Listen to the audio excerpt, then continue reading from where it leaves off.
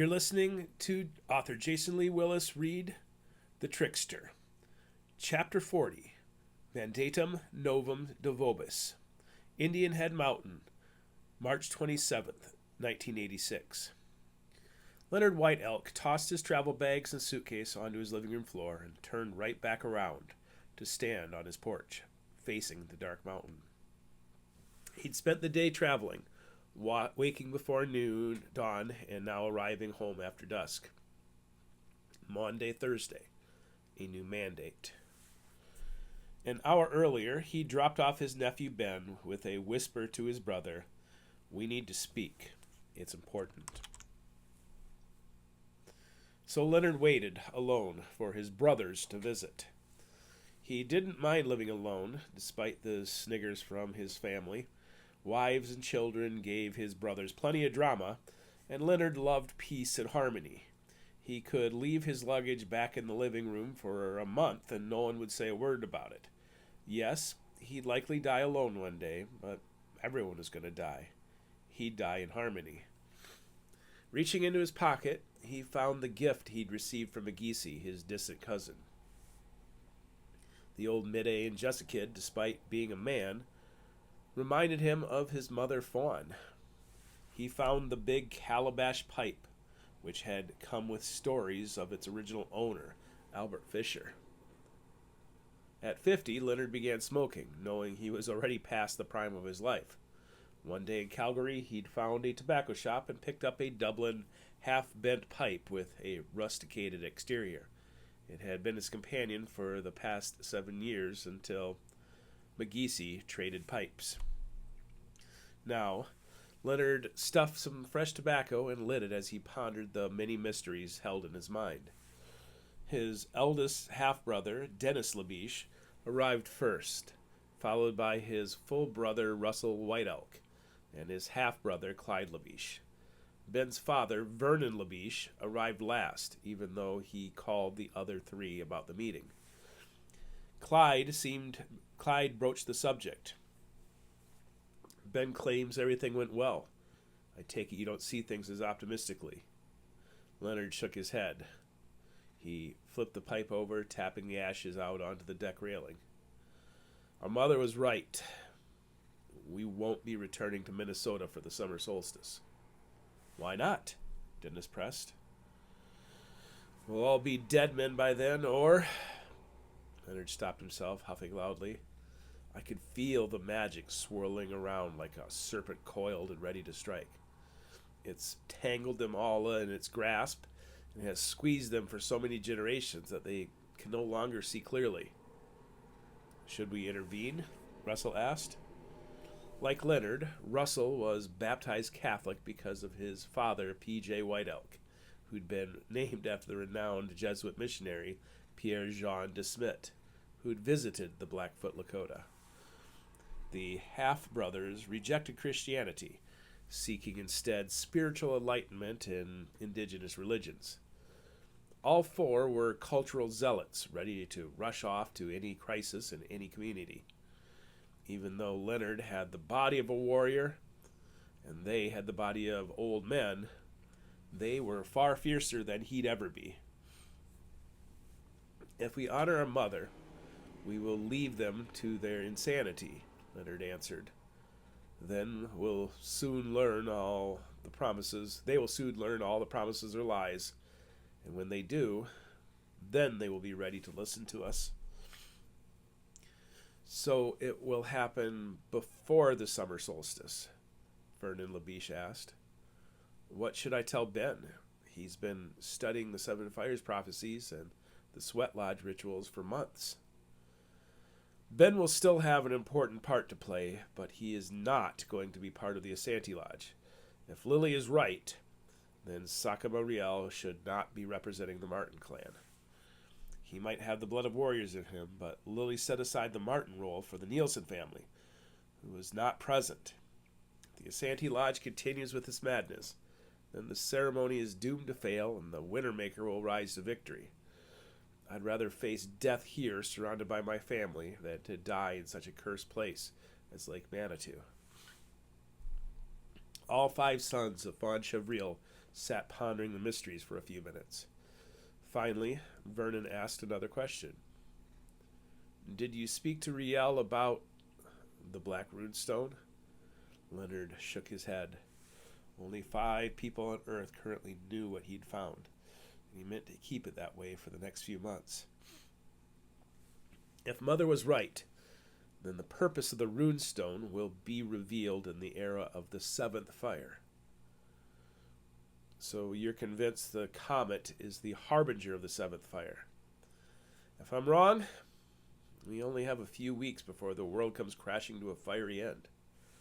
But while I was in Minnesota, I met a young man, and when I looked into his eyes, I saw the eyes of a trickster. How is that encouraging? Russell scoffed. Brother, in the old tales, the Great Spirit sent Manabozho to Earth to teach mankind and to trick them. Contrast this with an even older tale of Adam and Eve. They walked with God, yet when alone, he rejected him for the promises of Satan. Humans can be shown the truth and the light in all of its glory, yet will still choose darkness. Our Anishinaabe brothers believe Manabozho was a trickster because humans wouldn't listen to the truth unless they were tricked into discovering the truth themselves. Even the Jews of ancient Israel rejected Christ when he walked the earth with them, yet they nailed him to the cross. Yet when they nailed him to the cross, God had the last laugh, didn't he? Perhaps what we need in these final days is someone to trick humanity into choosing the right path. Leonard Russell White Elk nodded. The 3 Labiche brothers nodded. Leonard reached into his pocket, stuffed fresh tobacco into his new pipe, lit it, and offered it to his brothers. Chapter 41, Good Friday. Old Copper Road, March 28th, 1986. Levi flattened the canoe paddle, turning the nose of the canoe to the right to avoid the rock ahead. Joey smiled his approval. Spring had come early to Hiawatha County, but there was no time to rehearse what Levi now dreamed of doing.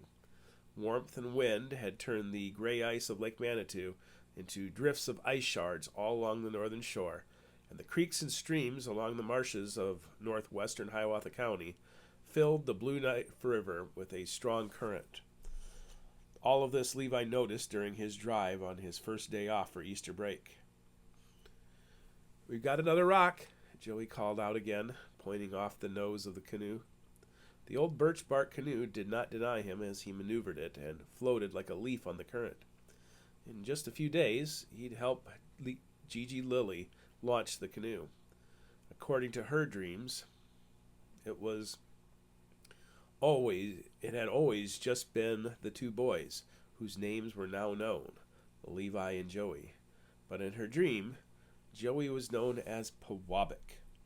Sakama Riel had explained to the Santee Lodge that the word meant something close to clay. "Yes," Lily had said, "blue clay. That is what they must look for during their trip down the river. Clay." Riel had gone into a long explanation of how in 1836 Shagobay brought Joseph Nicollet up the Blue Knife River after hearing rumors of blue earth along its banks. Fate, a war party of pillagers, prevented Nicollet from inspecting Shagobay's cave that day, but soon Lily, and then the boys, would complete the loop. "Turn!" Joey shouted. A boulder loomed in front of his little brother. Turning the nose of the canoe only made matters worse, and while he veered right, the side of the canoe crashed into the side of the boulder. For a second, the canoe rode up on the boulder, but then gravity flipped the passengers back into the current. Levi held onto the edge of the canoe long enough to feel the current upend the interior and then split it in half in the middle. As Levi's heavier end got shoved up against the boulder, Joey and his nose broke off and drifted downstream. "Levi!" Joey screamed. Letting go of the boulder, Levi threw himself in the water, furiously swimming atop the current. His hands reached for his little brother, who slipped below the surface and disappeared. With a gasp, Levi found himself in his attic bedroom. A dream. He hadn't been paddling at all. It's still night. I'm home. All is well. The alarm clock confirmed it was still Good Friday, and that he'd only been sleeping for an hour. Even so, he threw his legs out from under the blankets and walked down the stairs to Joey's room. Joey was sound asleep on the bottom bunk. Both loops would be closed soon. Lily's loop would be closed on Saturday, April 12th, the day after Halley's Comet came nearest the Earth. Just like he saw in her visions decades ago, an old woman wearing an Easter hat and bright green pants would float down the river, chase the talk pie following the young vulnerable two, and then use the Song of the Manitou to unleash the magic in windows that opened to 1898 and 1986. Simultaneously, she'd save herself in the past and set up a path for victory in 1986. Thinking about it hurt Levi's head, and he tossed himself back into bed, pulling the corners of a blanket back over his chest. Moments later, he was in a dream with Lacey Morrison. He stirred when he came upon her lying on an inflatable raft, wearing a two-piece bikini. Wearing vintage 1950 sunglasses that made her look like Marilyn Monroe, she turned her head towards him. Is this what you want? You could have it all if you wanted. Why share me with others? Levi didn't know what to say, which prompted her bold laughter. Help me with my sunscreen, Lacey crooned, and Levi found his hands massaging the white oils onto her shoulders. Do you like this? She teased. Lacey laughed even louder this time. Would it help if I was that redhead from your dreams? She shook her blonde hair, and a flowing mane of red hair came cascading over her shoulders. When she turned, she wasn't wearing a bikini, nor was she Lacey Morrison. If you choose me, imagine the fun we could have together, the redhead told him. The hands that had just been administering sunscreen found their way to her throat. When he squeezed, she laughed harder than Lacey had laughed. That's the spirit. Rise, my y'all. It's time for you to rise. Levi, help me. Behind the redhead, Lacey Morrison floated on Lake Manitou. A horned serpent swam, creating a wake that threatened to capsize her. He tried to let go of the redhead's throat, but she gripped his forearms, keeping him from running to Lacey. Levi, help me. It wants my blood. It knows who I am, Lacey called in a panic. But the horned serpent took her foot in its mouth and pulled her leg. She wrapped her arms around the raft and for a moment bobbed in the rough waters, but her arms were not strong enough, and soon she vanished from beneath the surface. Levi woke from the second dream in a gasp. Another dream. It's still night. I'm home. I'll see Lacey at church on Sunday. The glow of his electronics provided enough residual light for him to see in the dark. He walked over to his stereo cabinet, and there, sitting on the clear plastic of the turntable cover, he found his Ormus CD. From what he'd read in Circus magazine, the founder of the British metal band, Dag Booyan, was dying of cancer. The CD would be the final release from Atlas Records with the original lineup, but their young hotshot manager, Madeline Sinclair, would be holding auditions to replace the bass player so that Booyan's music and legacy would live on after his death. Levi set the CD down. His fingers knew the truth. Red-haired Maddie Sinclair waited for him in the future. For the third time, Levi settled into bed, this time pulling a pillow over his head in attempts to drown out the world. When sleep found him, a third dream crept in. In this one, he saw a farmhouse, possibly the old Larson farm, and a boy who had brilliant green eyes sitting cross-legged on the porch. Hey, Levi, the boy greeted. Everyone told me all about you. It's too bad you and I never got to meet. Who are you? Levi asked. The boy had dark copper skin and curly black hair that draped down over his shoulders. He didn't look to be Native American, especially with those green eyes. He had no accent to help place his unique ethnicity.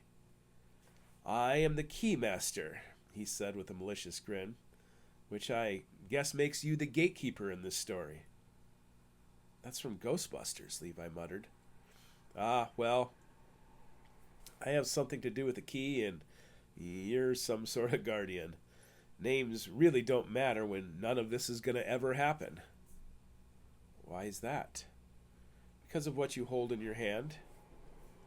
Levi looked down and his hand became a fiery glove. He shook it, but the flames came from a mysterious fuel source. He felt no pain, and then he knew he was in another dream. He studied it. "Is this the Philosopher's Stone?" "Sure hope not," the green-eyed boy teased. "That's my destiny you hold in your hands. Here, I'll show you what I mean." The boy reached out, transferring the flame from Levi's hand to his own. But unlike Levi's flesh, the boy's flesh turned to ash as the flames crept up his body and soon engulfed the entire house. Then Levi heard a woman screaming inside of the house. "Help me, Levi! Don't let me die here!" Levi took a few steps closer to the burning porch, just enough to see a woman surrounded by fire.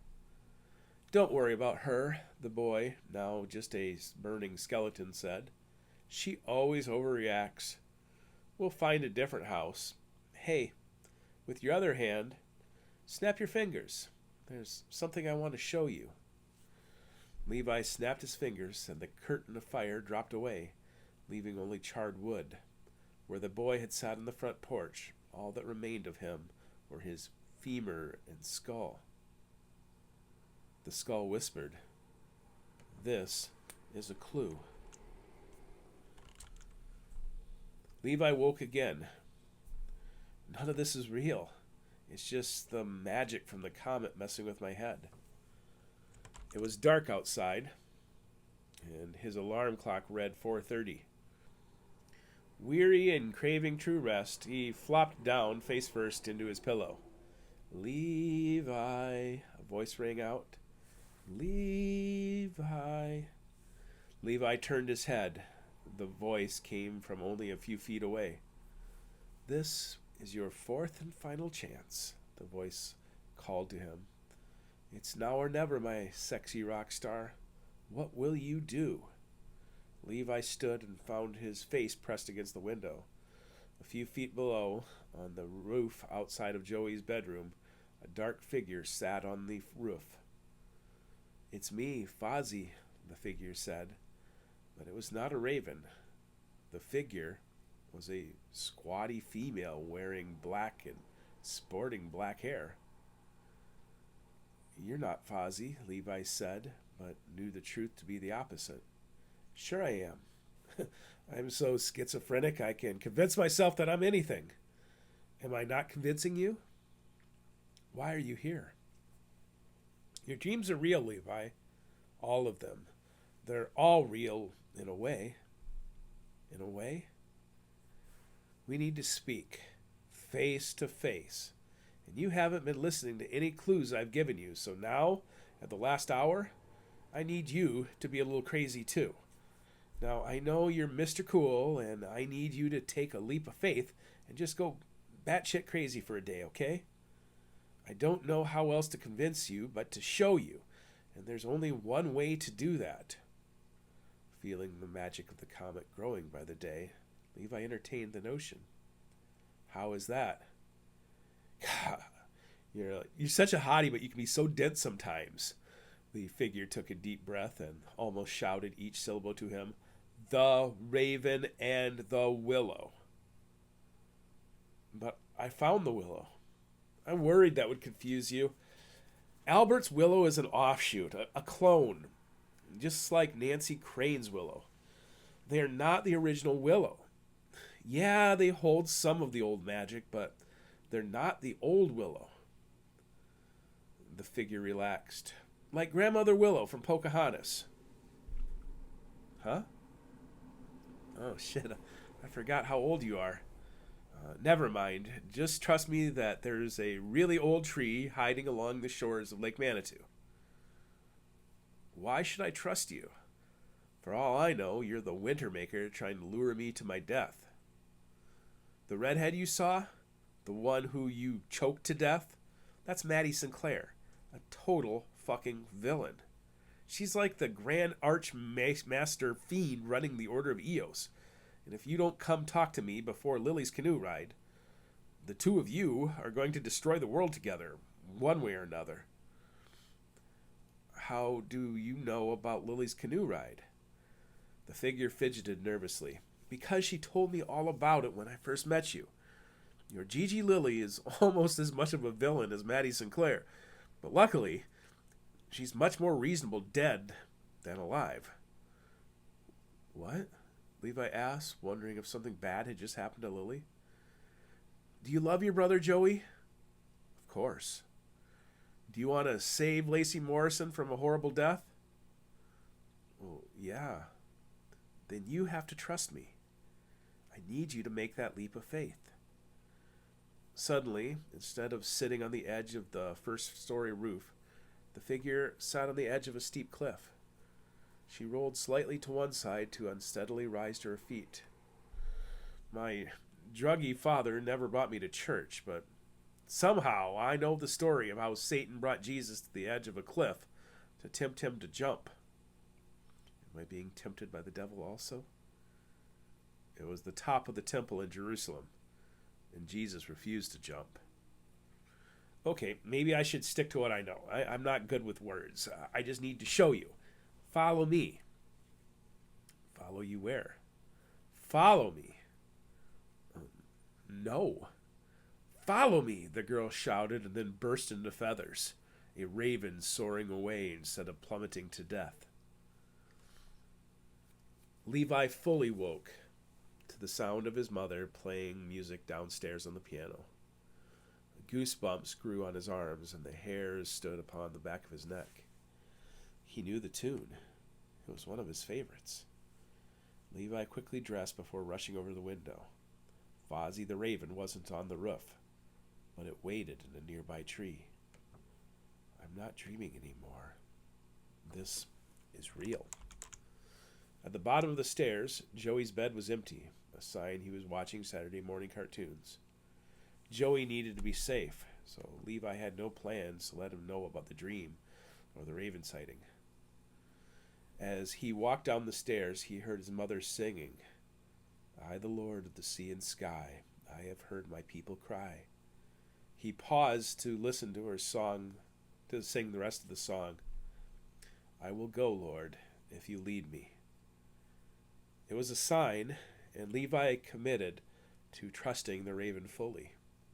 He slipped on his winter coat and quietly stepped outside.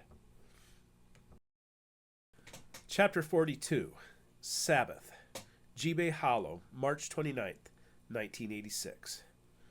The raven settled in the leafless branches of a big oak tree, which overlooked the ravine that held the old willow tree. Levi, having walked the entire length of Old Copper Road from his house, past the old Guerin farmstead, past the old Larson homestead, Carousel Park amusement park, and up the hill to the old Nielsen farm, dropped to the ground in a heap. From there, he traveled through woods and fields until he found a crease in the land still filled with snow, which slowed him immensely. He'd taken the leap of faith, and, for most of the morning, followed the raven into almost certain danger, despite the promises he'd given Forsberg and the others in the Asante Lodge. Having caught his breath, Levi looked up at the willow. It was a real monster, with roots that came up from boulders at the bottom of the ravine and branches that reached into the canopy of the forest that surrounded it. Levi guessed the trunk was thick enough that 3 people would not be able to link hands to connect around its 20-foot circumference. Even though it didn't seem tall, its trunk began at the deepest part of the ravine and reached more than 70 feet to its peak. Its canopy filled the entire ravine, preventing any smaller trees from growing on the banks. Even though it had dropped its foliage the previous fall, the branches had already grown green and tender, typical for a willow tree, which bloomed earliest in spring. The raven didn't move. Another joined it. Now Levi was paying attention, and as he took assessment of the entire ravine, he saw several silent ravens, including a few sitting within the canopy of the willow. Like the willow at the Fisher mansion, he felt magic, powerful magic, surrounding the area. He rose and took cautious steps down into the ravine. "Hello?" A mocking chorus echoed back at him as the ravens attempted to mimic his sound. "Almost there," the voice from the squatty porch sitter answered. There didn't seem to be any place to hide, but Levi felt no fear in that moment.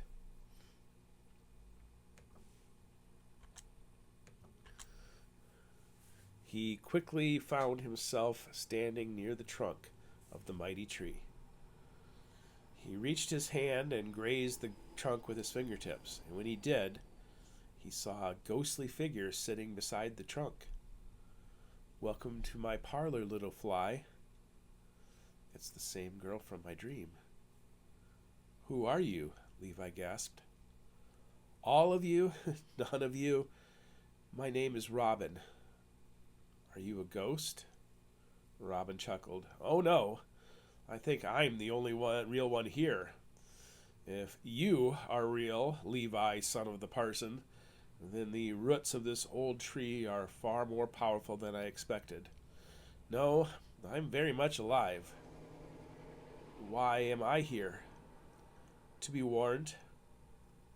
You've been betrayed, all of you. You've all been thrown under the bus, driven by your own Gigi Lily. She's set you on a path that will lead to total destruction. You know, the end of the world kind of stuff." He'd always known there were two paths, the raven or Lily. "How do you know this?" At first, I thought it was just some chemical reaction in my brain because of my meds. I didn't really trust myself with the fine line between dream and reality, but they were persistent. It just wouldn't let it go. They? The spiders. All three of them reached through the willow to find me, to warn me. The little girl, the disfigured woman, and of course, the old crone. Lily? Oh yes. The saddest thing about Lily is that she doesn't realize she's the villain in the story. Everything she's doing is because of her love for her precious Jean, which is ironic because if she didn't save him, everything would have been destroyed anyways. She stepped into a lose-lose situation. Now, though, at the end, she would rather submit than fight. She's fattened the cow and will now make her terrible sacrifice so that she can be reunited with her lost love.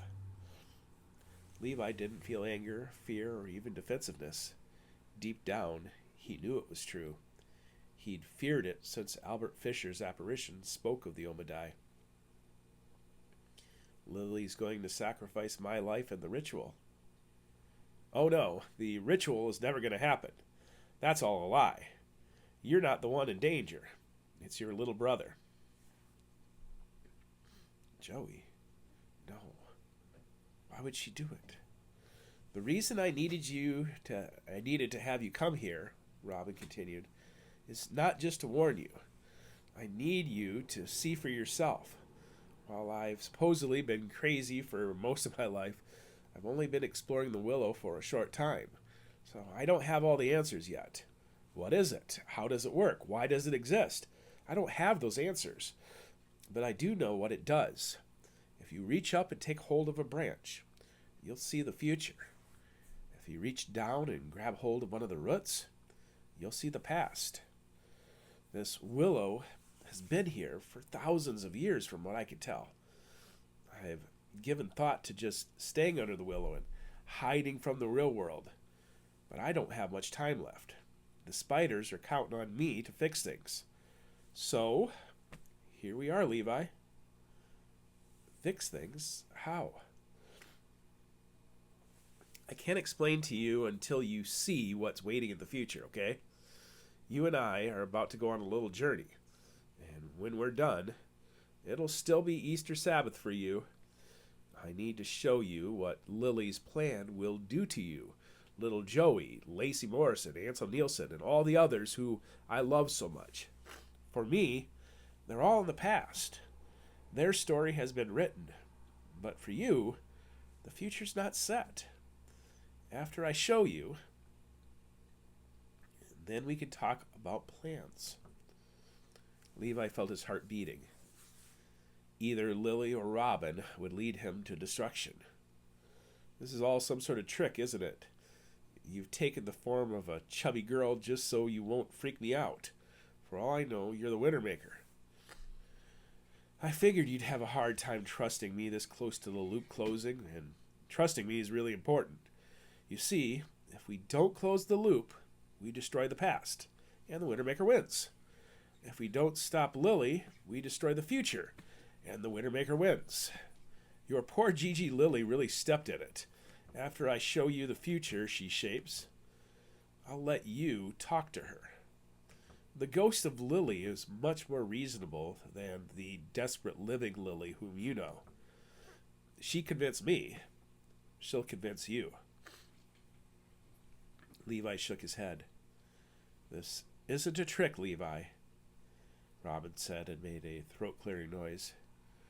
Shit, Levi, you're the trickster, not me. You're the only one I could find who could pull this off. It needs to be done right, at the closing of the loop, right when the power of the comet is at the greatest. Robin reached up and pulled down a branch and held it for Levi. Trust me, Levi. You have no idea how much I want you to be real. For Joey. For Lacey. For whoever the hell Ansel is. Levi took hold of the willow frond.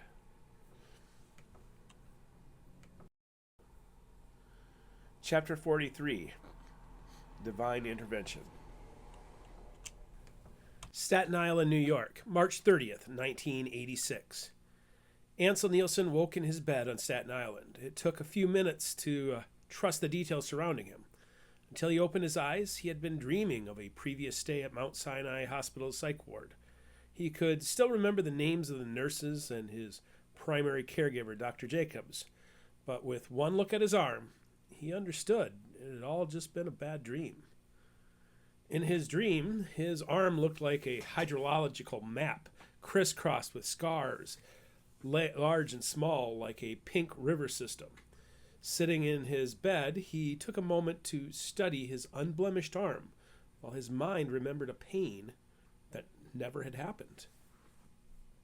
What a piece of work is man, Ansel mused, and then quickly rolled to look at the details of his night table. He looked around his room, confirming more of his reality. Since the raven began haunting him, his life felt like an echo of dream and reality. He flexed his fingers and then alternated the lift on each digit like the wing of a butterfly. He watched the metacarpal bones and tendons fluidly lift at his command. He'd felt so much pain in his dreams that he expected to find a mangled arm. Instead, he used his arm to toss away his blankets. Ansel's eyes found their way to his legs, which wore flannel pajama bottoms. He stood and walked over to his window, pulling the curtains to open to reveal Upper Bay. His second-floor bedroom overlooked an expansive yard, which no longer had a blanket of snow upon it, and instead already had a tinge of green from the spring sun. Is tomorrow April already? I need to make this happen today. Ansel walked out of his room and jogged downstairs to the adults. There he saw two women preparing breakfast while his stepfather read the papers. The squatty, dark-haired woman was Emily, the Archibald's live-in maid. Even though Thomas had minimalized his modest home, he splurged on luxury items, including help for his wife. Growing up, Ansel thought she was an uneducated Mexican immigrant, but Emily turned out to be a highly literate, third-generation Portuguese citizen, capable of giving him intellectual sass, rarely given by either of his parents. The other woman was his mother, Aurora Herman Nielsen Archibald. I've only made matters worse by asking all these questions, Ansel realized as he slipped onto a chair at the informal kitchen table. Every time she looks at me, she must think of my father. Emily came sweeping in from the open kitchen to the informal dining room. Without asking, she set a plateful of buttered toast and an glass of orange juice in front of him. How would you like your eggs, Ansel? Everything seems the same yet different. Scrambled, please. Like my brain. Just ask, you coward. Ansel reached out for his glass of orange juice, but before grabbing it, he flexed and alternated his fingers. His brain could remember the pain of a wound that was not there. Something had changed his life, and his dreams were only an echo of his former destiny. A few minutes later, his mother carried 2 plates over, likely so she could force a frosty conversation from him. She set the plate down and slid it across the table. Aurora was a beautiful woman.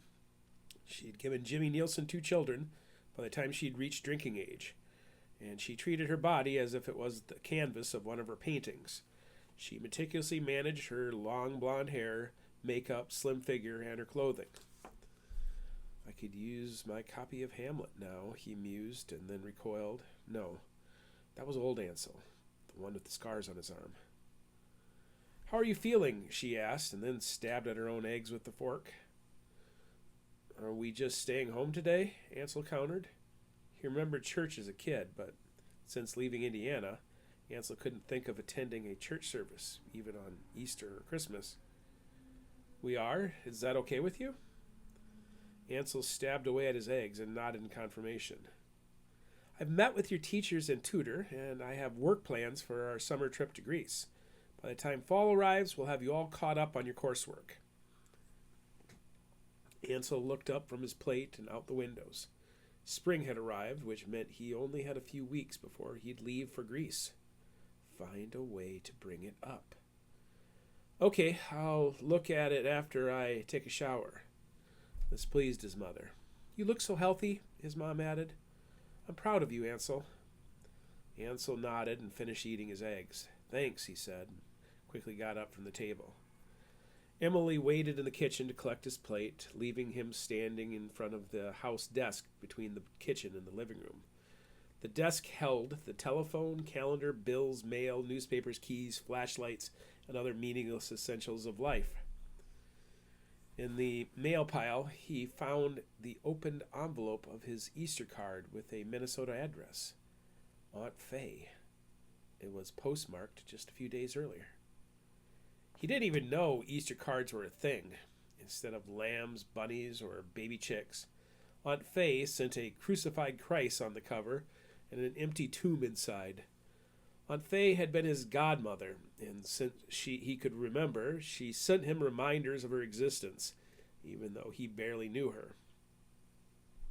In handwritten ink, Aunt Faye had written, Luke 11:9. So I say to you, ask and it will be given to you.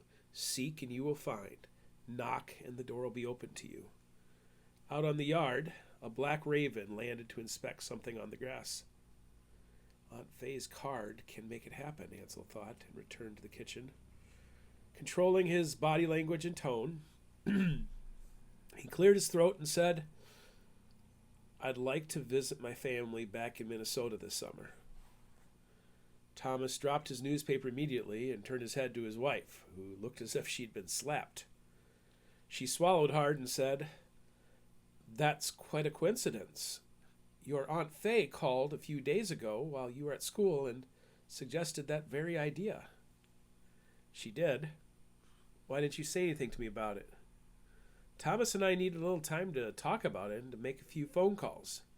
Before you got your mind wrapped around the idea, we needed to check the feasibility of the idea. And it's complicated. Your aunt and Uncle Carpenter have a vacation planned in June, and as you know, we'll be in Greece, but we did talk to your Grandma Ursula. The one from Indiana. Hell no. Ansel was shaking his head as he asked, I wanted to get to know my dad's side of the family, not your family. I'd rather go to Greece than. We're not sending you to Indiana. Your father and I first met because my folks had a summer cabin on Lake Manitou. My mom's been vacationing at Lake Manitou since I was a little girl. She said you'd be more than welcome to stay with her, and your aunts have all agreed to spend some time with you during the summer. I haven't finalized the details, but good. I want to do this, he said bluntly. Please, make this happen. He turned and walked away before he ruined everything with his big mouth. One way or another, I'm going to get my answers. Chapter 44, Closing a Loop. Leech Lake, Minnesota, April 10th, 1986. Levi paused for a moment at the doorway of the nursing home. This is the point of no return. He stepped around to the front of the wheelchair and knelt down in front of his great-grandmother Lily. Are you sure about doing this? The loop must be closed. I have no other choice. Neither do I. I'm sorry. He escorted her out the front door and into the parking lot, where the 16-foot birch bark canoe rose above the cab of his F-150 truck like a giant shark fin. Its tail rested in the open bed of the truck and hung over the dropped tailgate by 3 feet.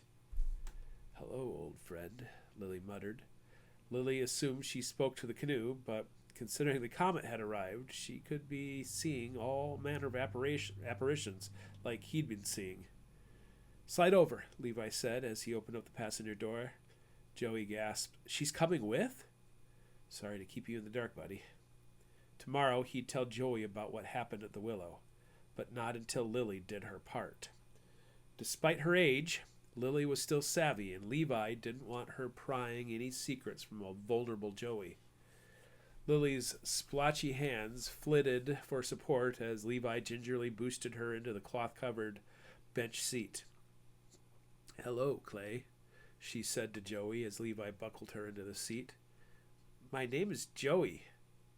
Joey? Not for much longer. The comet has finally arrived. Joey moved all the way over until he was straddling the gear shift in the middle of the bench. He looked down at his knees as if ashamed of his youth. She's not going to bite, Joey, Levi said as he climbed behind the wheel. Don't blow it, Joe. Be cool. In her Easter outfit, Lily stared blankly out the window. What are you doing? We just can't take her. A nursing home is not a prison, Levi said as he started up the truck and pulled away. She can come and go as she pleases. A few minutes down the road, Joey turned to ask Lily, How old are you?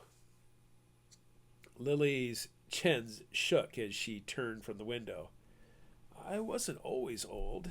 It seems like yesterday I was fighting the Manitou, and now... Don't mind him, Grandma Lily. Levi elbowed Joey as they drove down the wooded road from Ingham back to Walker and the highway home. Are you doing this just to make Mom mad? Joey asked. I'm doing this because Grandma needs my help.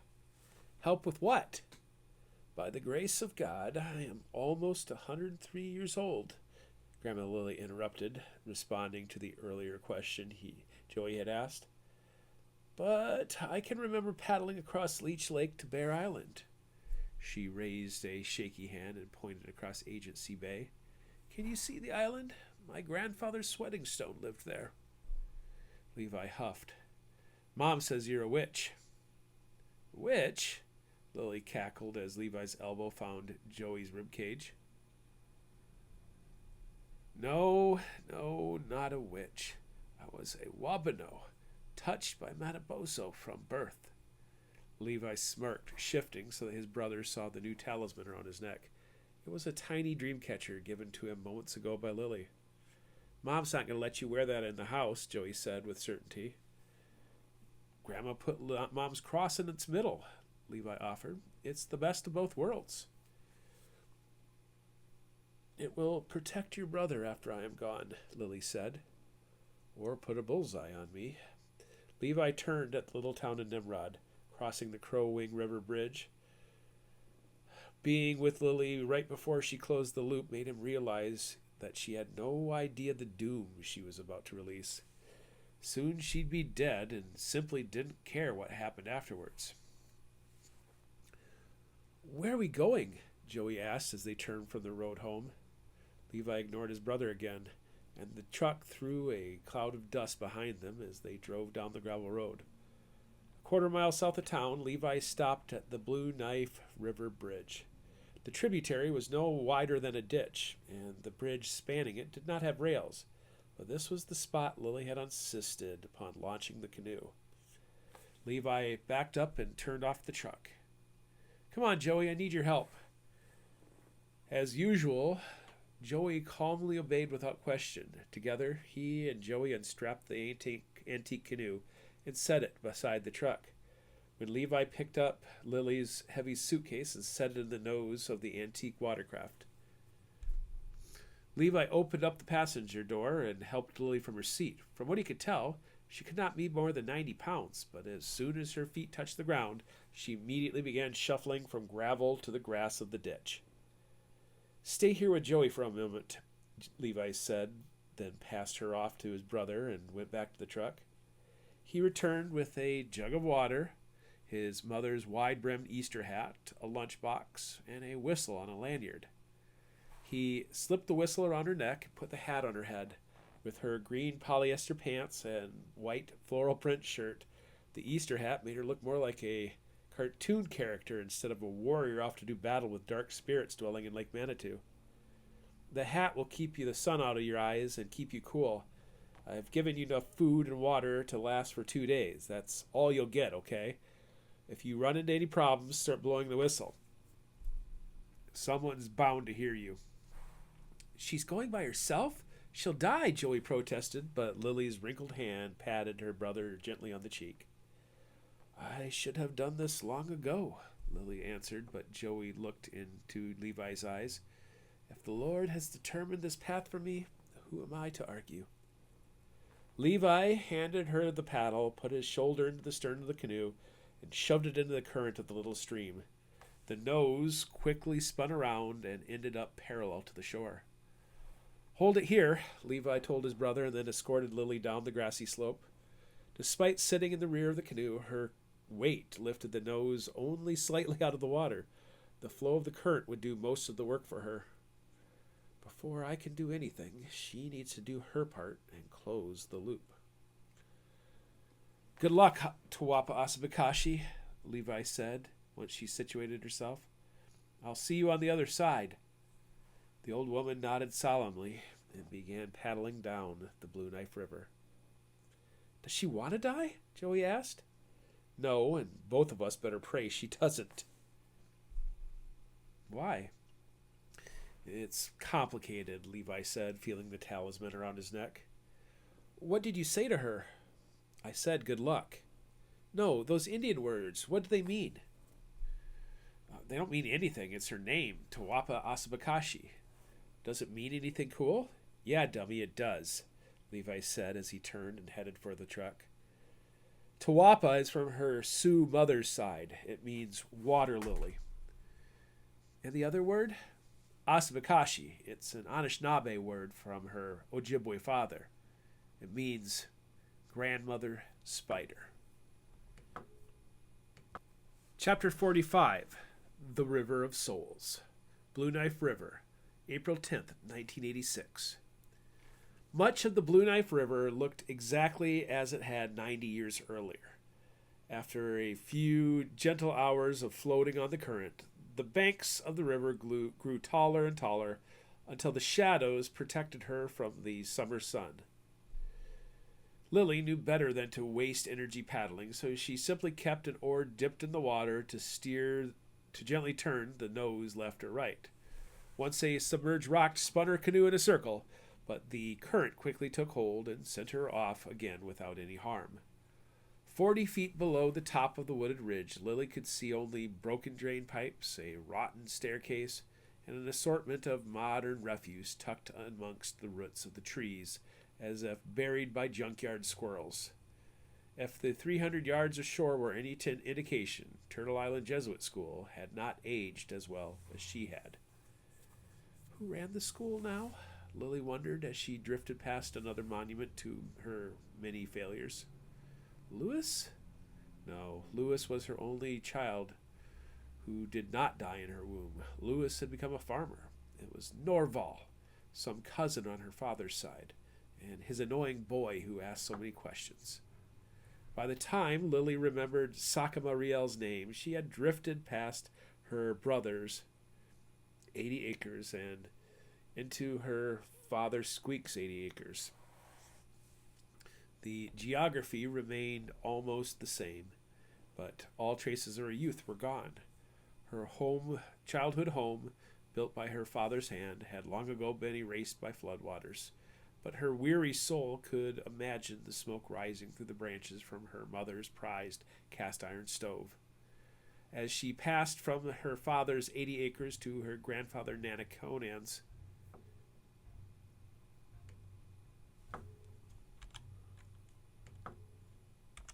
land, her hardened old heart stopped for a moment. Our Father in heaven. But her eyes were not mistaken. In the rubble and erosion along the banks of the new Blue Knife River, a little trickle of water conspicuously entered the current.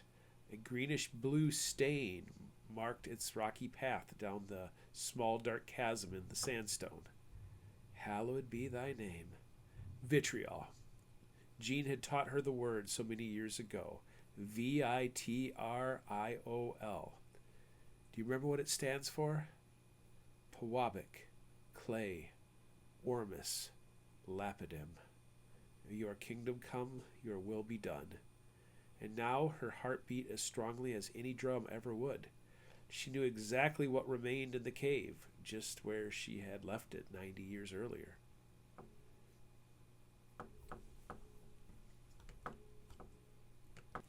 And forgive us our sins, as we forgive those who have sinned against us. The nose of her canoe brushed against a rock on the shore, spinning her around for a second look at the cave high above her, along the sheer rock wall. She stared up at the cave as if staring down a bully from her childhood. The comet had brought powerful magic with it, and the heart within the philosopher's stone beat strongly in anticipation, changing the matter around it into the blue ormus that betrayed its location. The next fight would belong to Levi, and she feared how the fight would go. With the words of Christ as her shield, she lingered in the evil place for a moment, knowing the cave and what waited within did not belong to her destiny. Am I the hypocrite Christ spoke of? Lily wondered about the passage from Matthew as she looked up at the dark hole that leaked vitriol down into the rocks. Do not speak his name, Lily said aloud. Do not go into that cave. Her words sounded weak in the present, but she knew how strongly they would echo to others in both the past and the future. Finished with her first simple task, she placed her paddle against the rock on the shore and pushed her canoe back into the current. And when you pray, do not babble like the pagans. Perhaps young Joey had it right. Which? But I cannot go to heaven, hell, or the land of the midnight sun without at least trying to atone for my sins. The river pooled unexpectedly, forcing Lily to paddle for 100 yards, until she saw concrete footings, all that remained of the once mighty Nicollet Dam. The current hastened as the canoe passed over the submerged stones of the former Nicollet Rapids, before spitting her out onto the remaining rapids of her childhood. A single rock hit the wrong way could bring death, and the river was a minefield of rocks. Her feeble arms could steer the canoe a bit, but she did not have enough strength if the current sent her onto another boulder.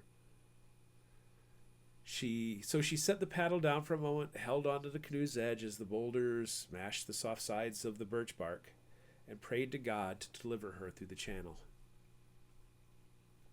Ha! Lily mocked the Wintermaker, knowing Nicollet Rapids would have been one of the two places her life might be claimed. Now she could close the other loops. Picking up her paddle, she dipped it into the current, allowing the river to do the work once again. A concrete and metal bridge stood above the river, spanning the distant valley like a massive insect. As she neared the bridge, she smelled smoke drifting down from the wooded ravine to the water. Images of her grandfather Nanaconan's sweat lodge filled her mind. When she turned to the eastern bank, she thought for a moment she could still see the dark mound of bent branches. No, you fool. Your mind is playing tricks on you. This would have been Thunderface Land. Nanaconan's lodge would have been above the Nicollet Rapids. After passing under the shadow of the bridge, Lily understood the vivid reality of her vision. In the same place where loggers corralled logs from the pineries south of Leech Lake, a state park now stood, filled with tents, campers, and RVs. Dozens of smoldering campfires explained why her mind played tricks on her. Finally, the Blue Knife River dumped her into Lake Manitou. Turtle Island, like the rest of Lake Manitou, had been eaten away by modern parasites. Instead of a full canopy of oak trees greeting her, docks, boathouses, and a dozen roofs grew like cancer cells on the flesh of the island. Yet when she neared it, she could not help but smile when she saw the tallest building, which bore a 20-foot cross. Turtle Island had become a Bible camp. Perhaps there is still power in the Asante Lodge. Lily set the paddle across her lap and clasped her hands together in triumph, which only lasted a moment.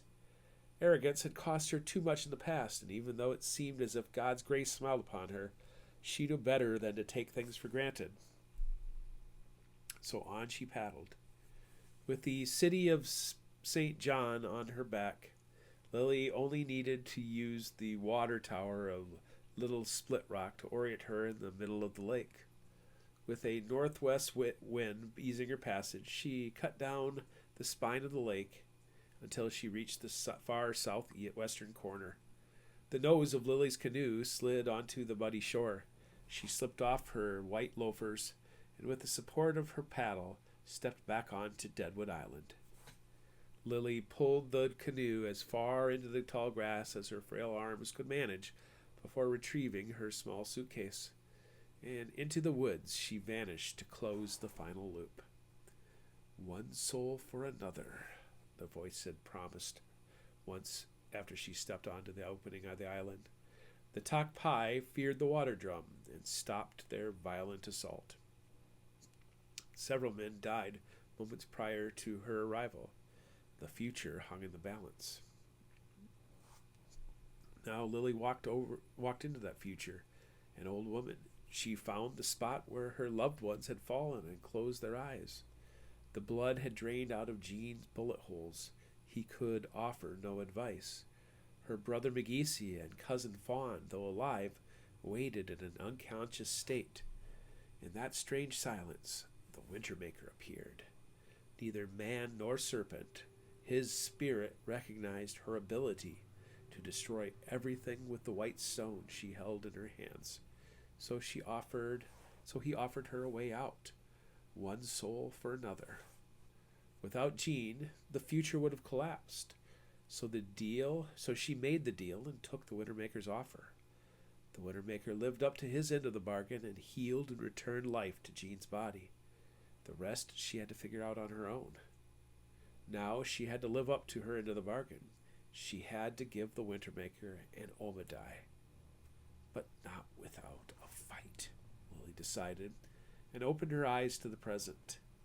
With her eyes fully open, she saw trees growing up through the corpse of the abandoned amusement park. But when she blinked, she saw the souls of the dead that had been marked by the Wintermaker while alive. None of them had ever escaped his web. But now it was Grandmother Spider's turn to spin a web of her own upon the loom that had finally come full circle. "As you can see," Lily spoke to the Wintermaker during the middle of the beautiful day, "I only have a few breaths of life still in me. When I die, I release you from your slumber, the oath fulfilled." Only a few leaves shivered in the breeze. Later that evening, with the Serpent Star above them, she sat on Deadwood Island and sang the Song of the Manitou for a final time. using the magic to reach back to her 16-year-old self. The Wintermaker's silence felt like mockery to Lily. He didn't see any of it as a threat. The next morning, the Wintermaker did nothing as the frail old woman left Deadwood Island and turned her canoe back toward Split Rock Creek. Chapter 46, The Destroyer of Worlds. Doc Jones Bridge, April 11th, 1986. There'd be hell to pay, Levi knew, but seeing his mother's fury didn't concern him after what he'd seen in the Willow. He had a purpose. He was the trickster. First he'd trick Lily, and then he'd trick the Wintermaker. Dawn was coming. The trees surrounding Crow Wing River transformed from shapeless ghouls into pines and oaks, yet a strange fog hung on the air as if Halley's Comet had let some of its tail sprinkle down to earth. 75 years from now, he'd be in his 90s. If I leave here right now, there's a chance that I'd... No. Levi had taken hold of too many branches and knew his story would tragically end. He believed Robin. He believed the truth of the Willow. Levi remembered the Cyclops from Greek mythology and how, with their wonderful single eye, they were gifted prophetic skills, but instead of rejoicing in the ability, they fixated on their moments of death. Seeing the end of their lives brought depression and melancholy upon them, tarnishing their entire species. For Levi, it was worse. He'd seen dozens of deaths, and in most of them, the smiling face of Maddie Sinclair. And then his self-described fangirl, Robin, handed him a new branch. Or you can be a hero, she said, and let him see an alternate destiny. After peering into the future, Levi returned, gasping the name Lily. I know, Robin grimly answered. It's a terrible decision she had, isn't it?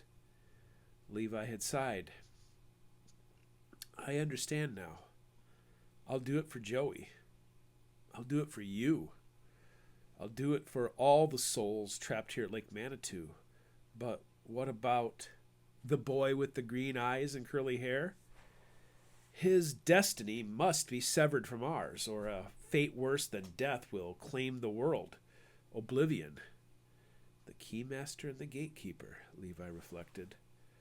So I've got just a few weeks to stop Lily, stop the Order of Eos, and stop the kid with green eyes from coming to Lake Manitou. Or the world will come to an end? He smirked and shrugged under the insane pressure of it all. If we're right, the world won't end, Levi. There will be a rebirth.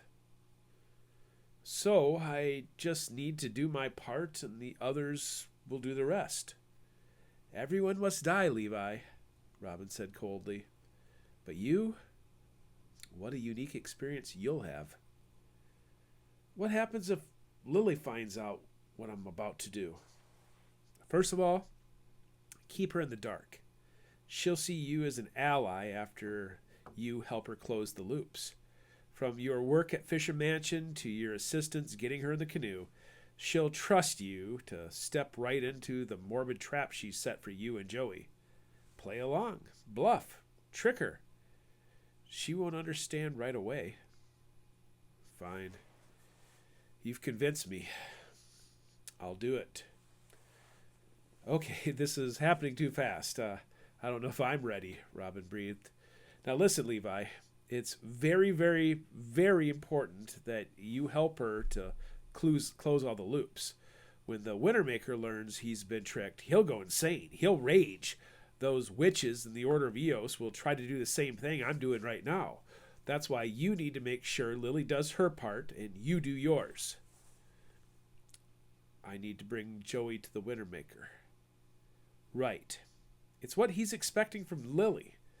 He'll take the bait, and then we'll close our trap around him. Screw Lily and screw the Asante Lodge. We're going to blow this whole thing up. Let's blow it up.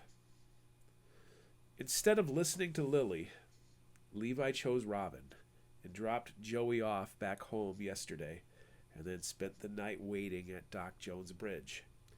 He'd grabbed a couple rocks just in case and sat down on the edge of the decking with his feet dangling over the edge. "Where are you, Lily?"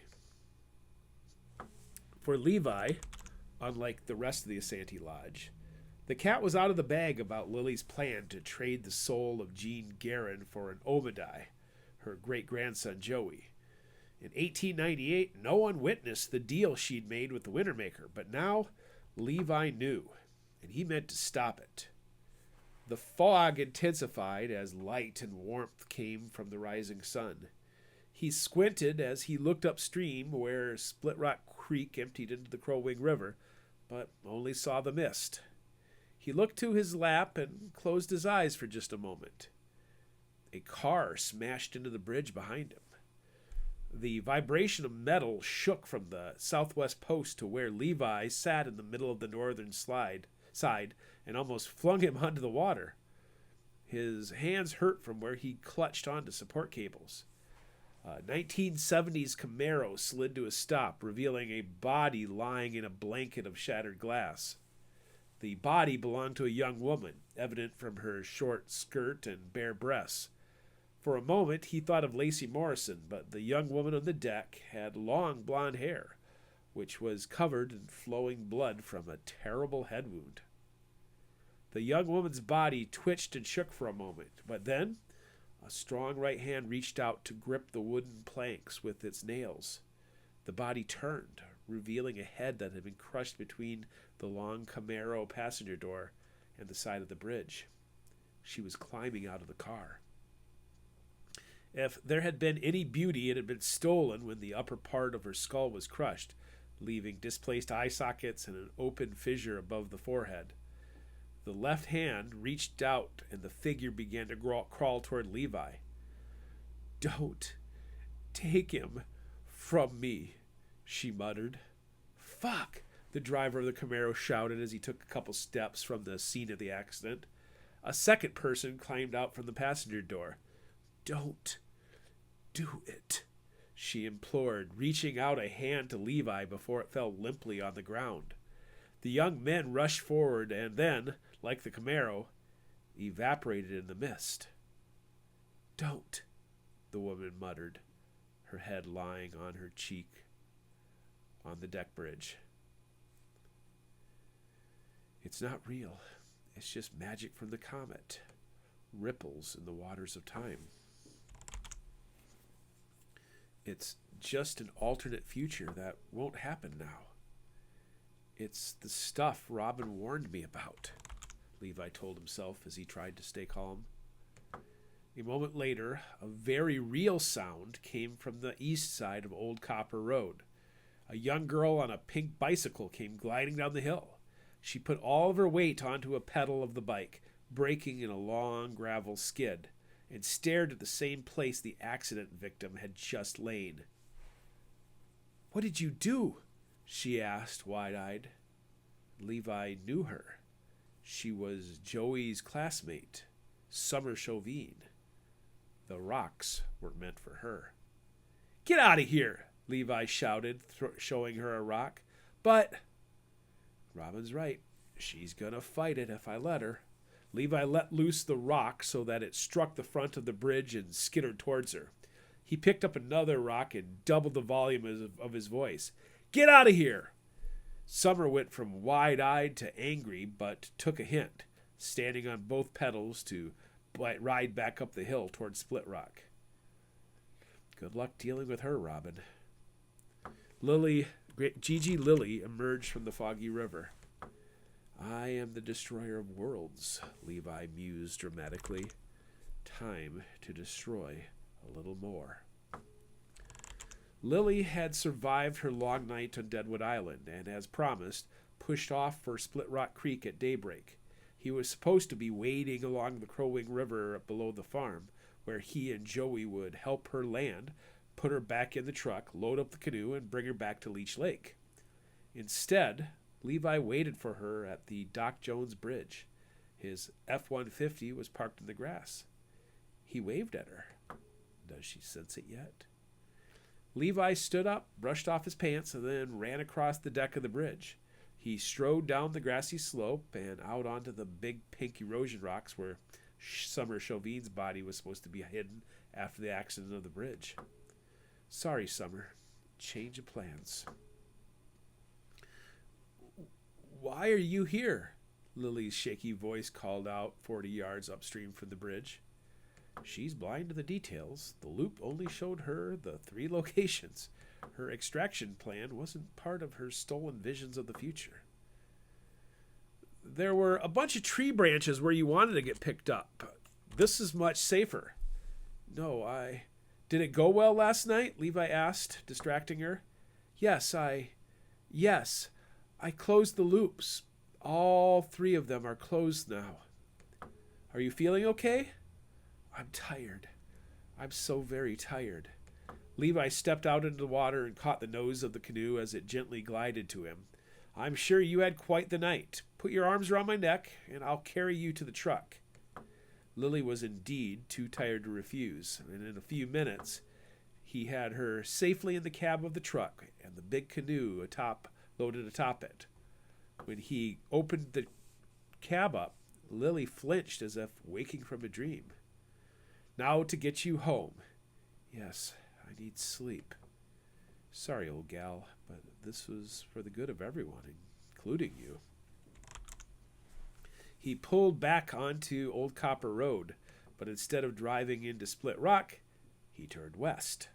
He was past the Forsberg farm before Lily even noticed. Finally, she noticed and weakly asked, What are you doing?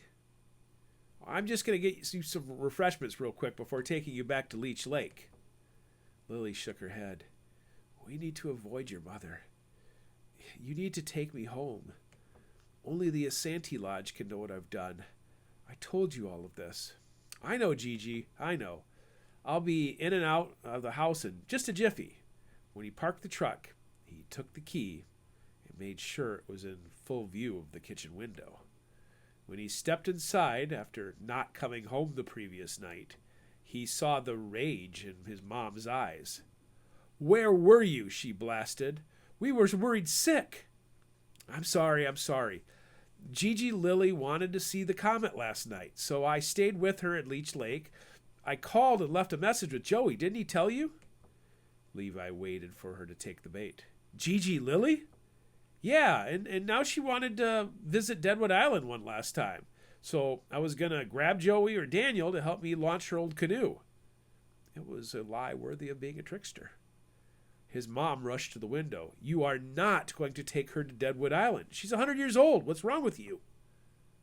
She said it was important. Levi feigned ignorance and saw Lily opening the passenger door. Instead of heading to the house, she started shuffling away towards Leech Lake. His mom was out the door in a heartbeat, giving Levi his first small victory.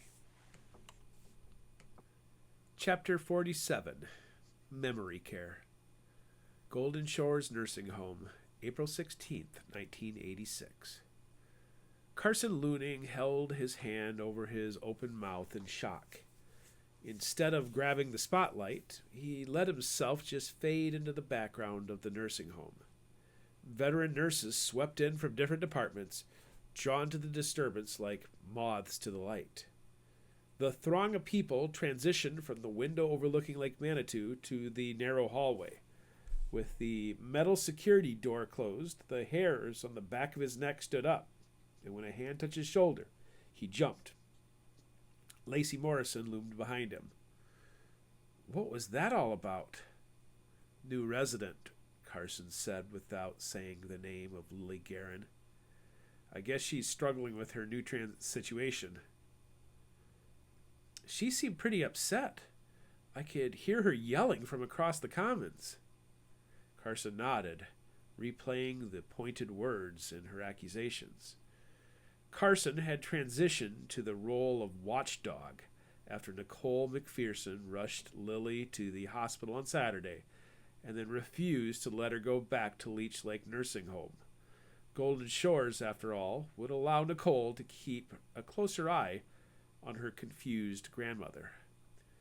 Despite having visitors, an exhausted Lily slept for most of the day on Saturday and Sunday. On Tuesday, she joined others for breakfast and lunch before falling asleep early.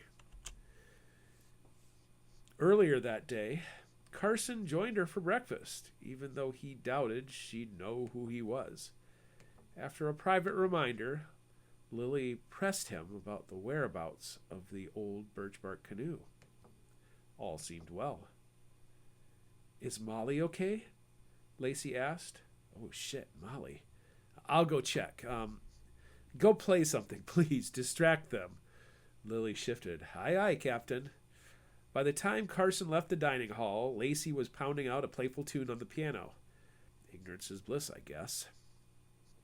Carson found Molly Chauvin in the kitchen with two of the cooks tending to her.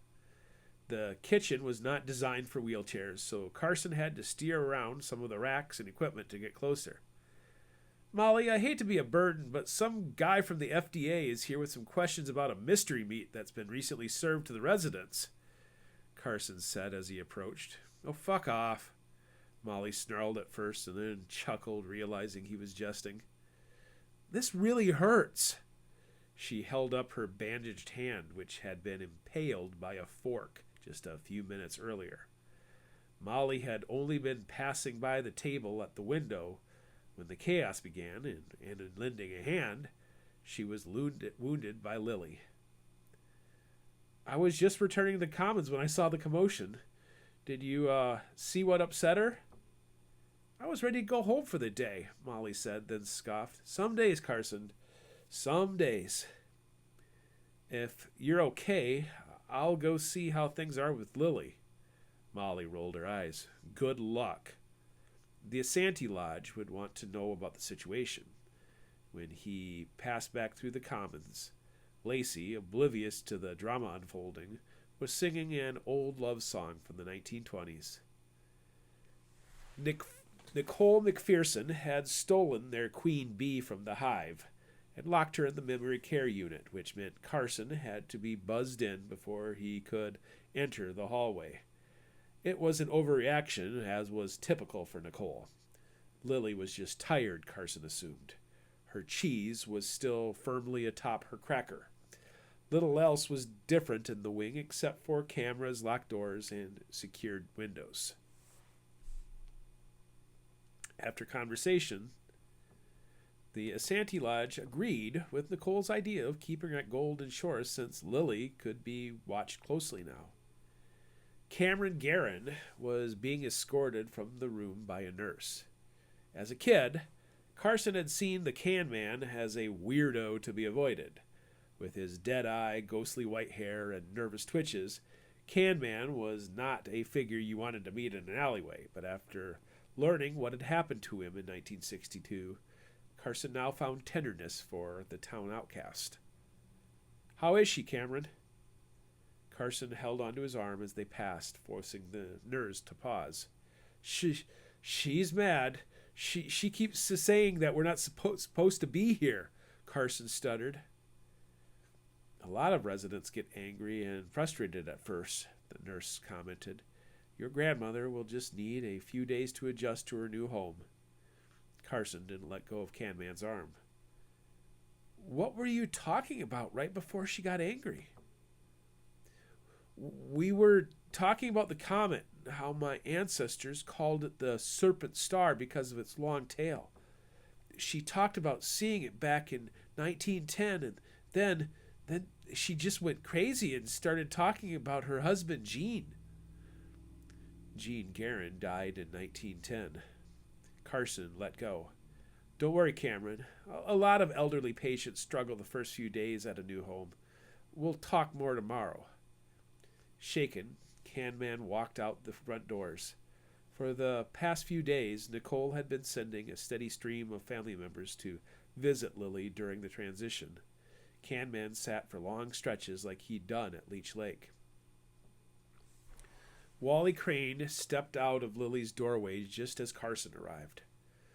Carson could hear Lily muttering inside of the room with a nurse hushing her. A second nurse appeared and stood beside Wally.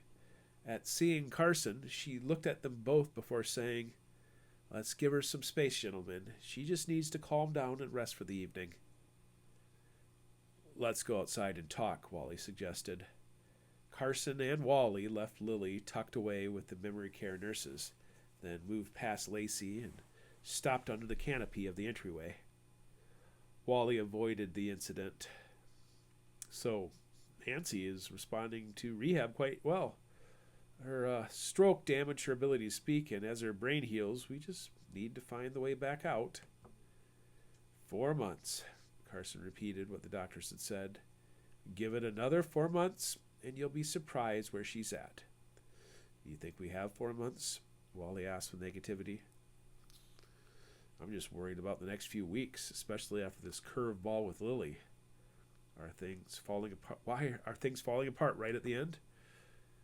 Carson shook his head. The landing might have been rough, but I think it was all a success. I went over all the historical notes about the loop, and I think Lily did everything she needed to do. She helped her younger self by visiting the Blue Knife Cave, Turtle Island, and Deadwood Island. For a woman her age to stay all night on the island to witness Halley's Comet, we're lucky she's even alive. Now we need to nurse her back to health and prepare for the final battle at the summer solstice. Do you think the Morrison girl could be a spy? Carson recoiled. What? She's sweet and all, but she is a Morrison. And Morrisons have been part of the Order of Eos since forever. Is it a coincidence that she's here at the nursing home? She's the blood of our enemy. Wally suddenly looked 10 years older. She's just a kid, Wally. She's a sweet, confused kid. Father Gary vouched for her. Forget I said it. You're right. She's adorable, but we've taken her into our lives. I have her reading to Nancy, and now Lily's here. Carson knew Wally was just tired and stressed. Are you suggesting Molly fire her? No, let's focus on Lily for a moment. Good, I'd like to get home at some point tonight. Carson gave a recap of Lily's outburst. Comet talk, Wally repeated. Camman said the thing they were talking about was just about how the comet came in 1910. So her meltdown triggered thoughts about her husband, Gene. I think so. Hell, you were in the Commons when it happened. What did you see? I was talking to the Morrison girl when I heard Lily start to scream about being tricked. I could tell she was frantic, and that only freaked out Cameron. Lily demanded that we take her back to Leech Lake, and when that poor Molly Knutson tried to tell her this was her new home, she slammed that fork into her hand and tried to run for the door. Chauvin. She married that prick, remember? I don't want her locked up, but maybe she just needs to rest. It's 2 months until the summer solstice. After that, we'll get her back to Leech Lake for her last days. Carson remembered Lily screaming, I can't die here. Don't let me die here. He remembered thinking the same thing in the fall of 1972. Have we made a mistake?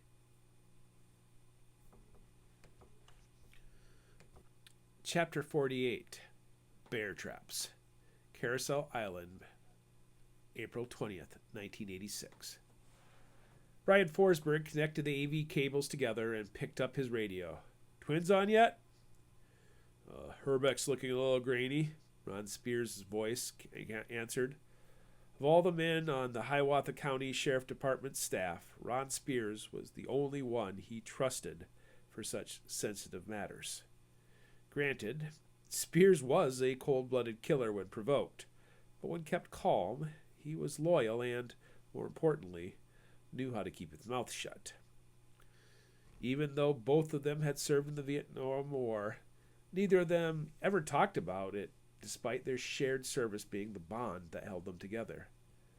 Forsberg pushed the two ends of the cable together even tighter. How about now? I could see the roll of Kent Herbeck's chin, Spears stoically answered, with a response full of playfulness. Forsberg wrapped the first base camera cable with waterproof tape and stood up from the mud of the island.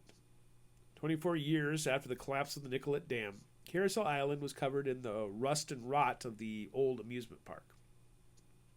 After the company that owned it filed for bankruptcy, The property fell into legal limbo, which allowed the company to take stewardship of the land, which allowed the county to take stewardship of the land.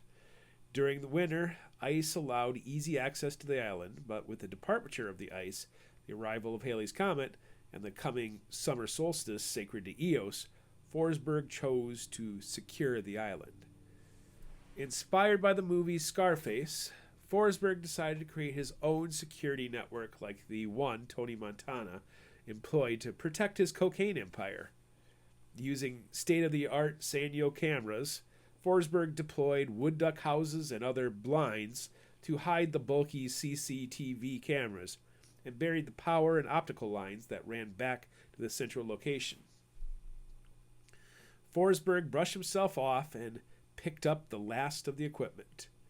An underwater sleeve ran from the island to the shore, where a fake water intake system ran to his childhood farmhouse. Now, the comings and goings of Deadwood Island and Bleeding Rock could be watched and recorded from the 6 monitors and VCR systems set up in the old garage. Forsberg returned the old family rowboat to his property, hauled it up the bank, and climbed the hill that led to his homestead. His mother Edna watched from the kitchen window, believing her son and his friend Ron were bringing the old plumbing system up to code. Without his father, Edna became a shut-in, finding joy in cooking, watching television, and gossiping with her friends on the phone. Claiming a spree of burglaries, Forsberg secured the garage with new doors and locks that would keep Edna and anyone else from gaining access to the garage. Ron Spears stood, hands in his front pockets, waiting patiently for Forsberg's final inspection of the system. On the monitors, he could now see the spots where Lily battled the Talk Pie in 1962, where Adam Thunderface had been shot to death by a local posse, and where Marshall Bushy Bill and Joseph Littletoad had vanished from the face of the earth after Lily thwarted the plans of the Wintermaker in 1898. He'd waited until after Lily closed the loop before finishing the project. "It's a good system," Spears said over his shoulder. "Need me for anything else?" Forsberg shook his head, and Spears began walking away. "Actually, I'd like to get some dive hours in soon. If you're up for it, swing by the old quarry and figure out a discreet place to deploy. Anything we find on the floor of the quarry will be inadmissible evidence." Forsberg shrugged. "I'd still like to check." "I'll scope it out then," he answered, and shut the door without needing to say goodbye. "At least I did my part," Forsberg reflected on the quality of their work. After an hour of observing his creation, Forsberg locked up the garage and walked the few yards to the old farmhouse, where his mother waited for him in the kitchen. "I have some fried chicken warming in the oven," she greeted, and Brian sat down at the table like a good son. He endured her gossip, knowing this was a rare visit. As the sheriff, with access to first-hand accounts of most scandals, it always intrigued him how the stories would come out the other end of the pipe in a much different fashion than reality. What my mom's friends believe is true. After the chicken dinner, Brian almost choked on his cherry pie when his mother mentioned a name. "Slow down, Ma. What did you just say?" She rewound the conversation 3 minutes, repeating it all again right at the point he wanted repeated. Roland Smith finished working on Ursula Herman's new porch, but when she asked about him using the pontoon for her grandson, he told her he was planning on selling it since he was moving to an apartment in Brainerd. "Are you talking about Ansel Nielsen?" Forsberg asked. "Of course. You told me you'd reached out to Faye about him." "And he's going to visit Ursula." "Apparently. He's going to stay at her mobile home for much of the summer, which is why she had Roland Smith fixing up the mobile home before he arrives." "Fuck. I just wanted an opportunity to meet and talk, not... when is he coming? Soon, I think. Ursula is coming the 1st of May, and I think Ansel is coming as soon as school is done. But I think it's a private school, so they finished a few weeks earlier than the kids around here. Ansel Nielsen is coming to stay with his grandmother, Brian repeated. Edna showed no mercy, treating the detail like other bits of gossip, when in fact the Nielsens were cousins, even though through her late husband Glenn. Ansel was Brian's second cousin. She's just worried about the young man being bored. Maybe you could arrange for Wally Crane to take him fishing. Brian couldn't decide if it was good or bad news. Either way, he'd need to let the Asante Lodge know. Ursula is part of the card club with Nancy in St. John, isn't she? For years now. Ursula and her husband used to have a cabin along the western shore, and apparently Wally Crane was the one who pulled Ursula from the water. After losing the cabin, they bought the mobile home, and she all but lives here now. Brian finished his cherry pie and stood up. He had too many irons in the fire already. He didn't need to worry about Ansel Nielsen, yet the return of Jimmy's son filled him with more dread than optimism. Chapter 49, Hypothetically Ever After. Split Rock High School, April 25th, 1986.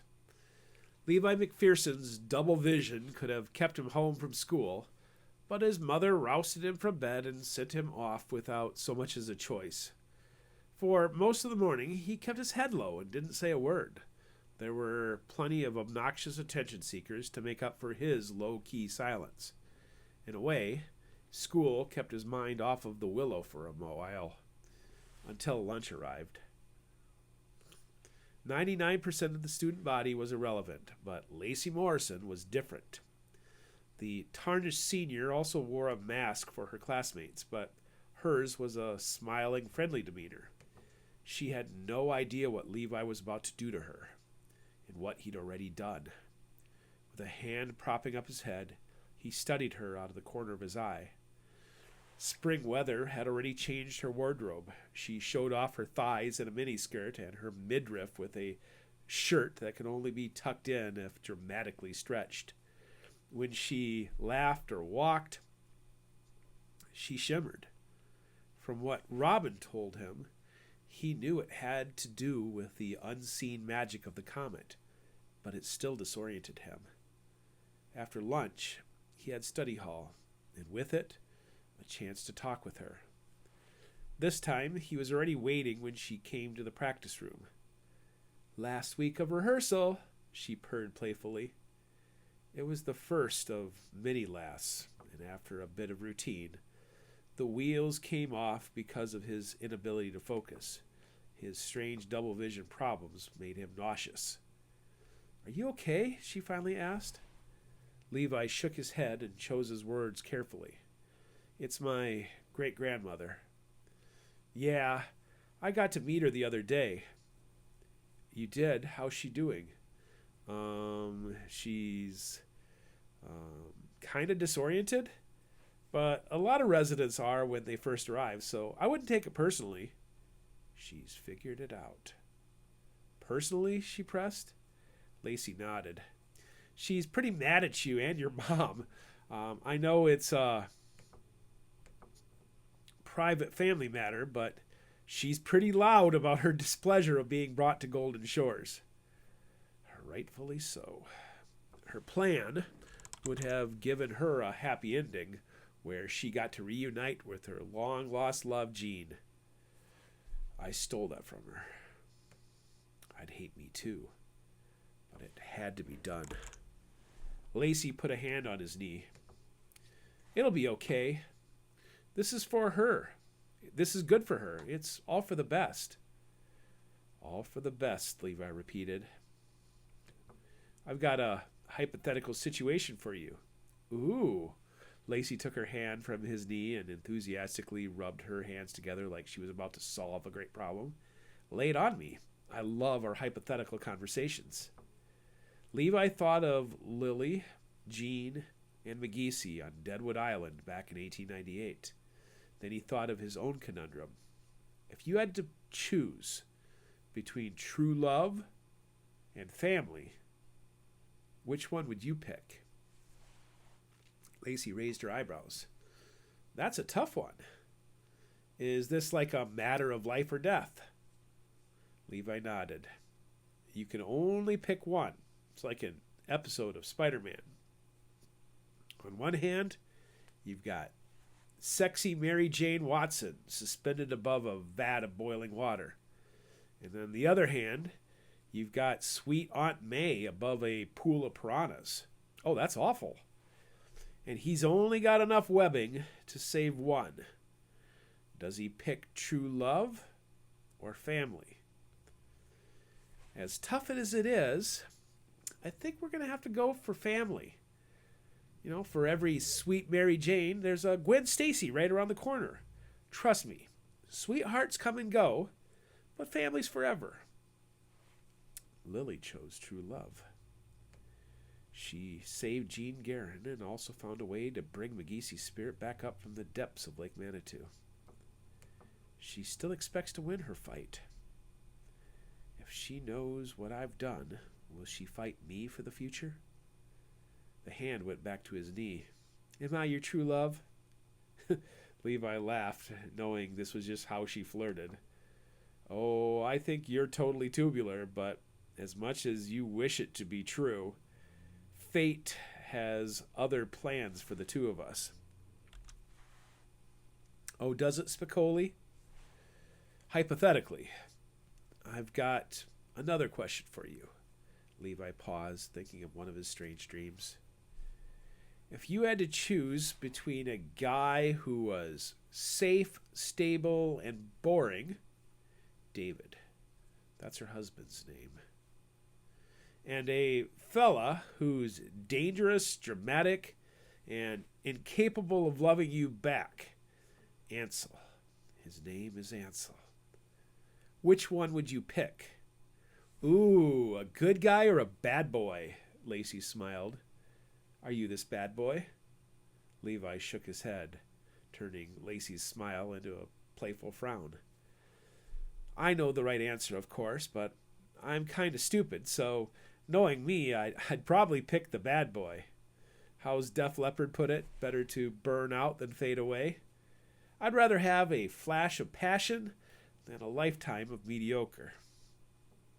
Levi pulled the lever in his mind, and Lacey's husband David fell into the vat of boiling water, followed moments by her precious children Paul and Carrie.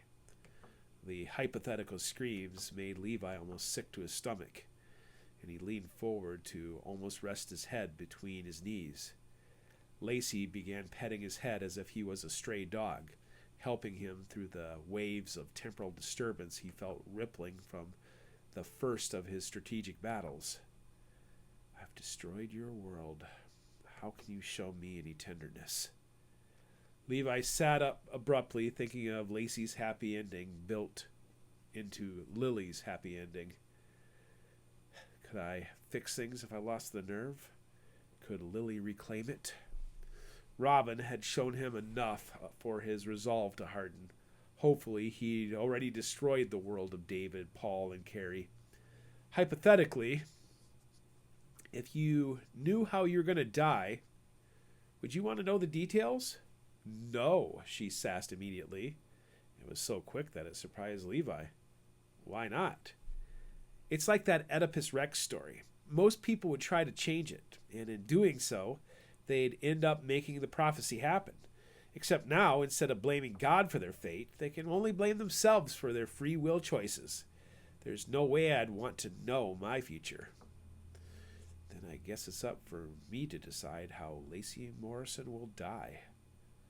The willow showed him multiple futures, and now that Lily secured the past by closing her loops, he would change the future rather than allowing it to come true. In both scenarios, his loved ones still died, but in only one future did they find a way to defeat the Wintermaker. Damn you, Robin Berg. Damn you for making me choose.